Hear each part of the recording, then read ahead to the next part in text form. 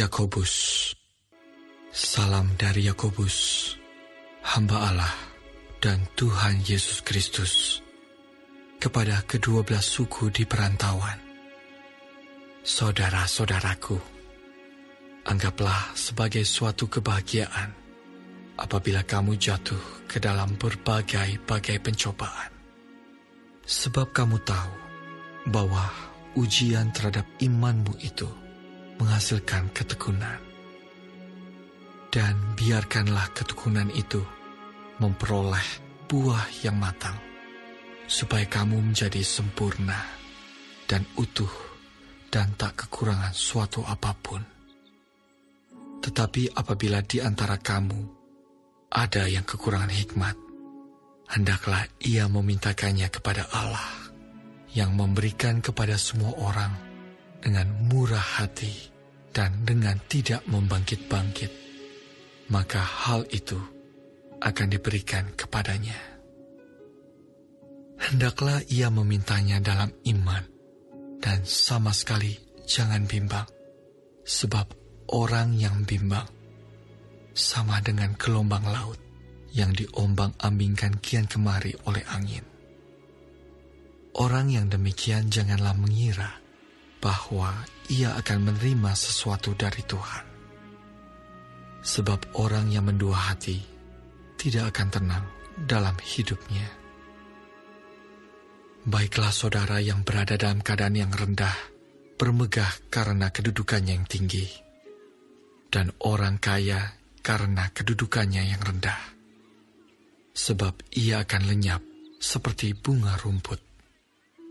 Karena matahari terbit dengan panas yang terik dan melayukan rumput itu, sehingga gugurlah bunganya dan hilanglah semaraknya. Demikian jugalah halnya dengan orang kaya. Di tengah-tengah segala usahanya, ia akan lenyap. Berbahagialah orang yang bertahan dalam pencobaan, sebab apabila ia sudah tahan uji, ia akan menerima mahkota kehidupan yang dijanjikan Allah kepada barang siapa yang mengasihi Dia. Apabila seorang dicobai, janganlah ia berkata, "Pencobaan ini datang dari Allah," sebab Allah tidak dapat dicobai oleh yang jahat, dan ia sendiri tidak mencobai siapapun.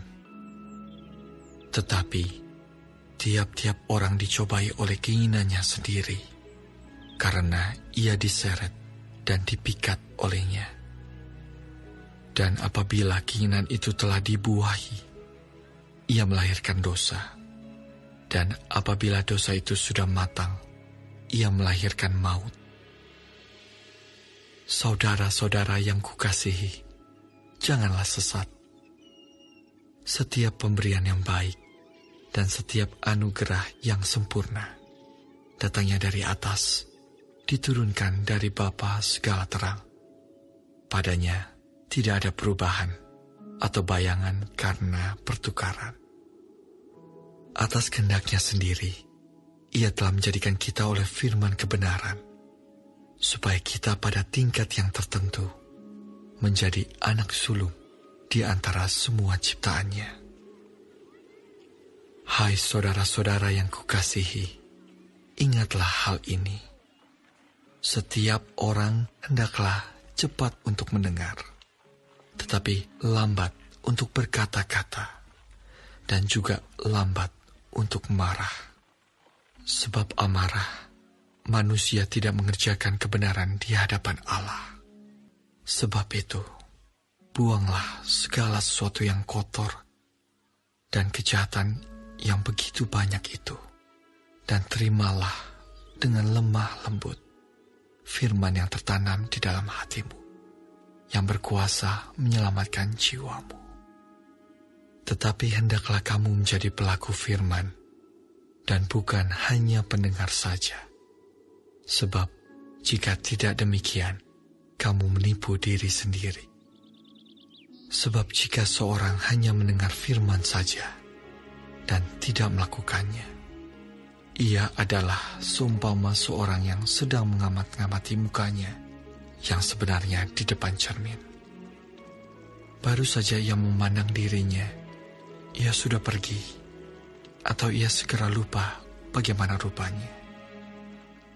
Tetapi barang siapa meneliti hukum yang sempurna, yaitu hukum yang memerdekakan orang, dan ia bertekun di dalamnya, jadi bukan hanya mendengar untuk melupakannya, tetapi sungguh-sungguh melakukannya, ia akan berbahagia oleh perbuatannya. Jikalau ada seorang menganggap dirinya beribadah, tetapi tidak mengekang lidahnya, ia menipu dirinya sendiri, maka sia-sialah ibadahnya. Ibadah yang murni dan yang tak bercacat di hadapan Allah Bapa kita ialah mengunjungi yatim piatu dan janda-janda dalam kesusahan mereka, dan menjaga supaya dirinya sendiri tidak dicemarkan oleh dunia. Saudara-saudaraku, sebagai orang yang beriman kepada Yesus Kristus, Tuhan kita yang mulia, janganlah iman itu kamu amalkan dengan memandang muka. Sebab, jika ada seorang masuk ke dalam kumpulanmu dengan memakai cincin emas dan pakaian indah, dan datang juga seorang miskin ke situ dengan memakai pakaian buruk, dan kamu menghormati orang yang berpakaian indah itu dan berkata kepadanya, "Silakan Tuan duduk di tempat yang baik ini." Sedang kepada orang yang miskin itu kamu berkata, "Berdirilah di sana," atau "Duduklah di lantai ini dekat tumpuan kakiku." Bukankah kamu telah membuat pembedaan di dalam hatimu dan bertindak sebagai hakim dengan pikiran yang jahat? Dengarkanlah, hai saudara-saudara yang kukasihi. Bukankah Allah memilih orang-orang yang dianggap miskin oleh dunia ini untuk menjadi kaya dalam iman dan menjadi ahli waris kerajaan yang telah dijanjikannya kepada barang siapa yang mengasihi Dia? Tetapi kamu telah menghinakan orang-orang miskin. Bukankah justru orang-orang kaya yang menindas kamu dan yang menyeret kamu ke pengadilan? Bukankah mereka yang menghujat nama yang mulia, yang olehnya kamu menjadi milik Allah? Akan tetapi, jikalau kamu menjalankan hukum utama yang tertulis dalam kitab suci, kasihilah sesamamu manusia seperti dirimu sendiri, kamu berbuat baik. Tetapi jikalau kamu memandang muka, kamu berbuat dosa, dan oleh hukum itu menjadi nyata bahwa kamu melakukan pelanggaran. Sebab barang siapa menuruti seluruh hukum itu, tetapi mengabaikan satu bagian daripadanya, ia bersalah terhadap seluruhnya. Sebab ia yang mengatakan jangan berzina, ia mengatakan juga jangan membunuh. Jadi jika kamu tidak berzina, tetapi membunuh, maka kamu menjadi pelanggar hukum juga. Berkatalah dan berlakulah seperti orang-orang yang akan dihakimi oleh hukum yang memerdekakan orang. Sebab penghakiman yang tak berbelas kasihan akan berlaku atas orang yang tidak berbelas kasihan, tetapi belas kasihan akan menang atas penghakiman. Apakah gunanya, saudara-saudaraku, jika seorang mengatakan bahwa ia mempunyai iman, padahal ia tidak mempunyai perbuatan? Dapatkah iman itu menyelamatkan dia?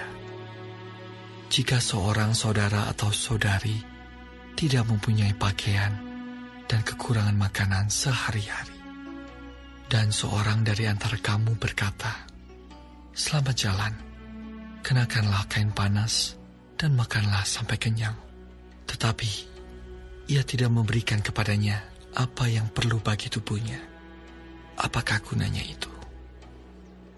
Demikian juga halnya dengan iman. Jika iman itu tidak disertai perbuatan, maka iman itu pada hakikatnya adalah mati. Tetapi mungkin ada orang berkata, "Padamu ada iman, dan padaku ada perbuatan." Aku akan menjawab dia tunjukkanlah kepadaku imanmu itu tanpa perbuatan, dan aku akan menunjukkan kepadamu imanku dari perbuatan-perbuatanku. Engkau percaya bahwa hanya ada satu Allah saja, itu baik. Tetapi setan-setan pun juga percaya akan hal itu, dan mereka gemetar. Hai manusia yang bebal, maukah engkau mengakui sekarang bahwa iman tanpa perbuatan adalah iman yang kosong? Bukankah Abraham bapa kita dibenarkan karena perbuatan-perbuatannya ketika ia mempersembahkan Ishak anaknya di atas mezbah? Kamu lihat bahwa iman bekerja sama dengan perbuatan-perbuatan, dan oleh perbuatan-perbuatan itu iman menjadi sempurna. Dengan jalan demikian, genaplah nas ia mengatakan, lalu percayalah Abraham kepada Allah. Maka Allah memperhitungkan hal itu kepadanya sebagai kebenaran. Karena itu, Abraham disebut sahabat Allah. Jadi kamu lihat bahwa manusia dibenarkan karena perbuatan-perbuatannya, dan bukan hanya karena iman. Dan bukankah demikian juga Rahab, pelacur itu, dibenarkan karena perbuatan-perbuatannya ketika ia menyembunyikan orang-orang yang disuruh itu di dalam rumahnya, lalu menolong mereka lolos melalui jalan yang lain. Sebab seperti tubuh tanpa roh adalah mati, demikian jugalah iman tanpa perbuatan-perbuatan adalah mati. Saudara-saudaraku, janganlah banyak orang di antara kamu mau menjadi guru. Sebab kita tahu bahwa sebagai guru, kita akan dihakimi menurut ukuran yang lebih berat. Sebab kita semua bersalah dalam banyak hal. Barang siapa tidak bersalah dalam perkataannya, ia adalah orang sempurna, yang dapat juga mengendalikan seluruh tubuhnya. Kita mengenakan kekang pada mulut kuda, sehingga ia menuruti kehendak kita. Dengan jalan demikian, kita dapat juga mengendalikan seluruh tubuhnya. Dan lihat saja kapal-kapal, walaupun amat besar dan digerakkan oleh angin keras, namun dapat dikendalikan oleh kemudi yang amat kecil, menurut kehendak jurumudi. Demikian juga lidah, walaupun suatu anggota kecil dari tubuh, namun dapat memegahkan perkara-perkara yang besar. Lihatlah, betapapun kecilnya api, ia dapat membakar hutan yang besar. Lidah pun adalah api. Ia merupakan suatu dunia kejahatan dan mengambil tempat di antara anggota-anggota tubuh kita sebagai sesuatu yang dapat menodai seluruh tubuh dan menyalakan roda kehidupan kita, sedang ia sendiri dinyalakan oleh api neraka. Semua jenis binatang liar, burung-burung, serta binatang-binatang menjalar, dan binatang-binatang laut dapat dijinakan dan telah dijinakan oleh sifat manusia. Tetapi tidak seorang pun yang berkuasa menjinakkan lidah. Ia adalah sesuatu yang buas, yang tak terkuasai, dan penuh racun yang mematikan. Dengan lidah kita memuji Tuhan Bapa kita, dan dengan lidah kita mengutuk manusia yang diciptakan menurut rupa Allah. Dari mulut yang satu keluar berkat dan kutuk. Hal ini, saudara-saudaraku, tidak boleh demikian terjadi. Adakah sumber memancarkan air tawar dan air pahit dari mata air yang sama? Saudara-saudaraku, adakah pohon ara dapat menghasilkan buah zaitun, dan adakah pokok anggur dapat menghasilkan buah ara? Demikian juga mata air asin tidak dapat mengeluarkan air tawar. Siapakah di antara kamu yang bijak dan berbudi, Baiklah ia dengan cara hidup yang baik, menyatakan perbuatannya oleh hikmat yang lahir dari kelemah lembutan. Jika kamu menaruh perasaan iri hati dan kamu mementingkan diri sendiri, janganlah kamu memegahkan diri dan janganlah berdusta melawan kebenaran. Itu bukanlah hikmat yang datang dari atas, tetapi dari dunia, dari nafsu manusia, dari setan-setan.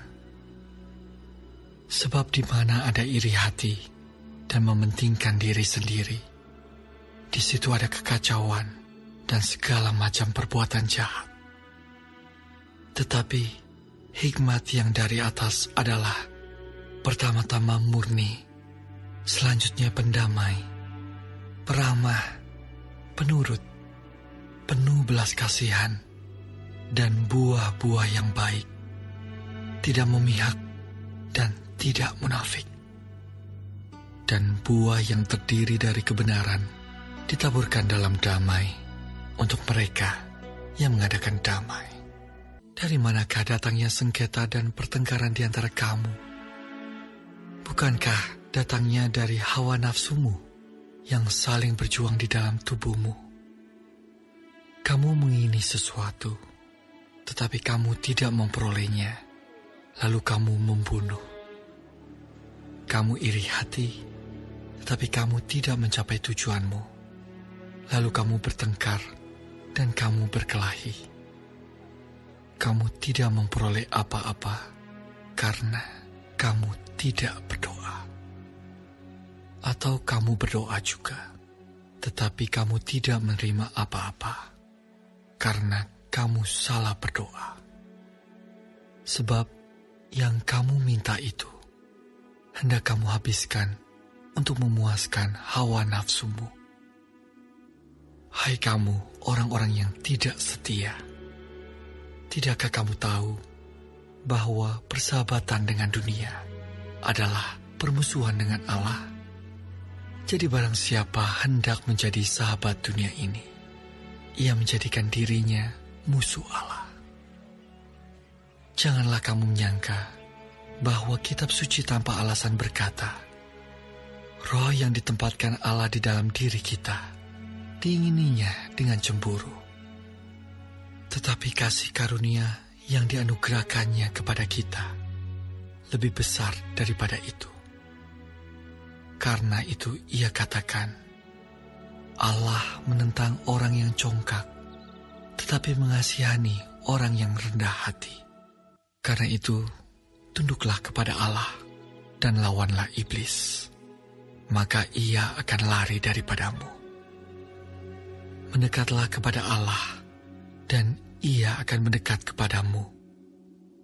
Tahirkanlah tanganmu, hai kamu orang-orang berdosa, dan sucikanlah hatimu, hai kamu yang mendua hati. Sadarilah kemalanganmu, berduka cita, dan merataplah. Hendaklah tertawamu kamu ganti dengan ratap, dan sukacitamu dengan duka cita. Rendahkanlah dirimu di hadapan Tuhan, dan Ia akan meninggikan kamu. Saudara-saudaraku, janganlah kamu saling memfitnah.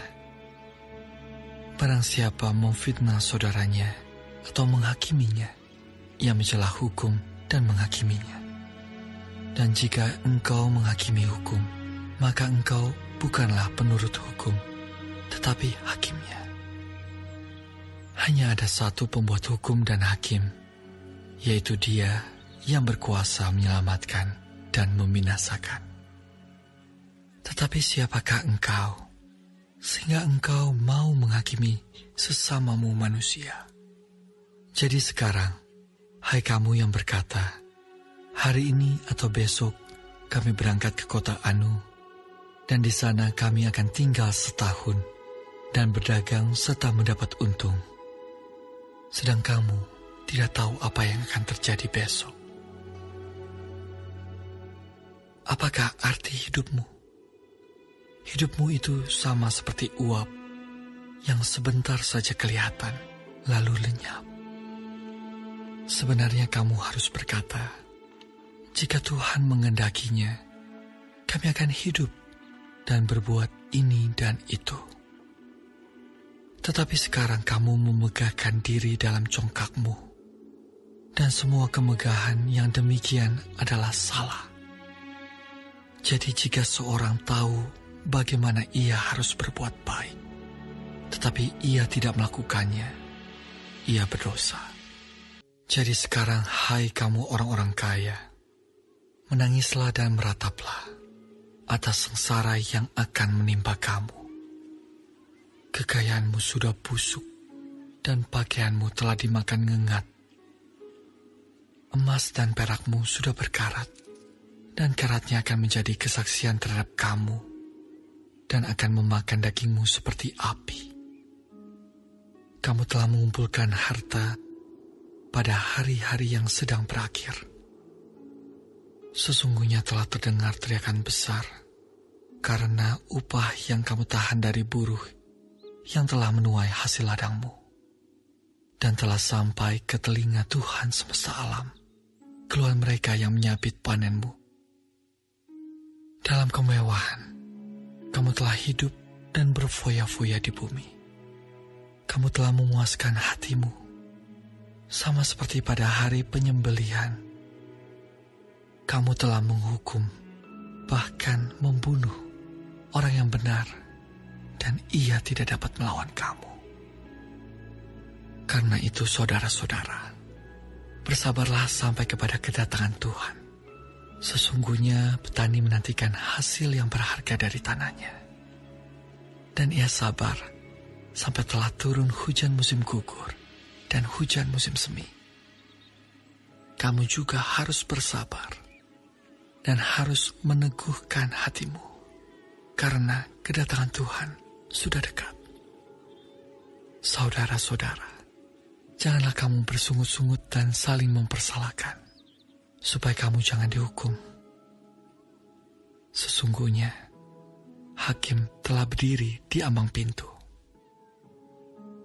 Saudara-saudara, turutilah teladan penderitaan dan kesabaran para nabi yang telah berbicara demi nama Tuhan. Sesungguhnya kami menyebut mereka berbahagia, yaitu mereka yang telah bertekun. Kamu telah mendengar tentang ketekunan Ayub, dan kamu telah tahu apa yang pada akhirnya disediakan Tuhan baginya. Karena Tuhan Maha Penyayang dan penuh belas kasihan.